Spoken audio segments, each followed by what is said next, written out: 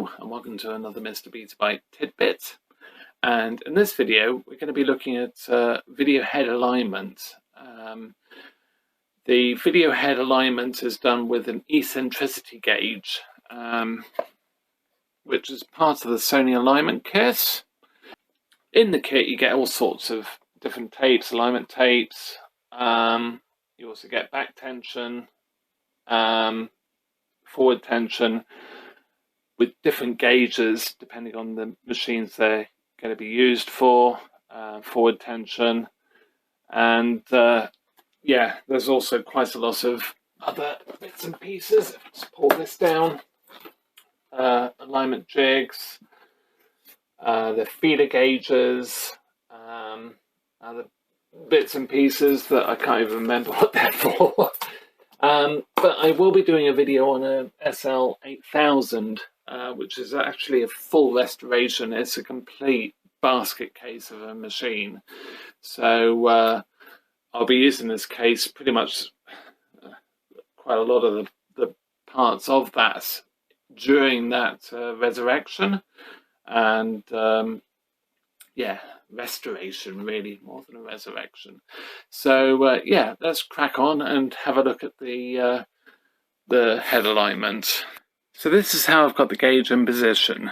Where it should go, according to the manual, is you remove these two screws, take the top off, and then mount the gauge using several of these blocks here into a sort of assembly that goes up, over, with the gauge dropping down onto the top of the head disc.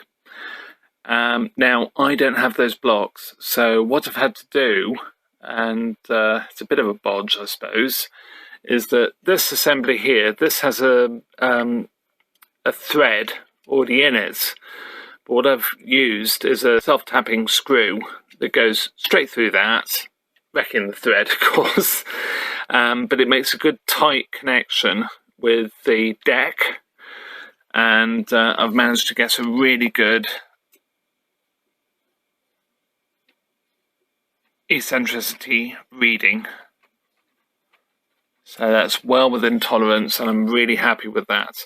It's 5 micrometers you're looking for, or less, on the eccentricity of the heads, and if it's any more than that, or you just don't bother, then you're going to get like Acorn Antiques type stuff going on.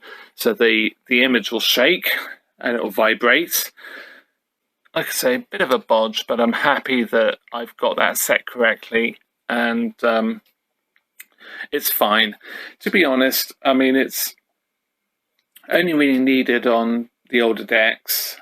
Toshiba decks especially need an eccentricity gauge used.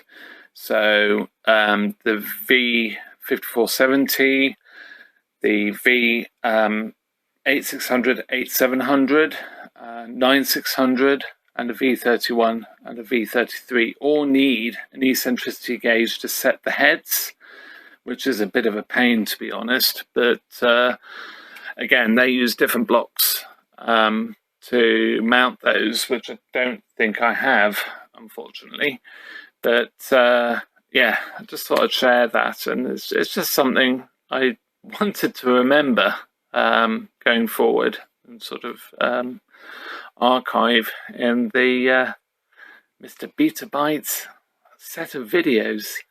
So yeah, thank you very much for watching. I hope you got something from that, and please subscribe and like, and I'll see you in another video. Bye for now.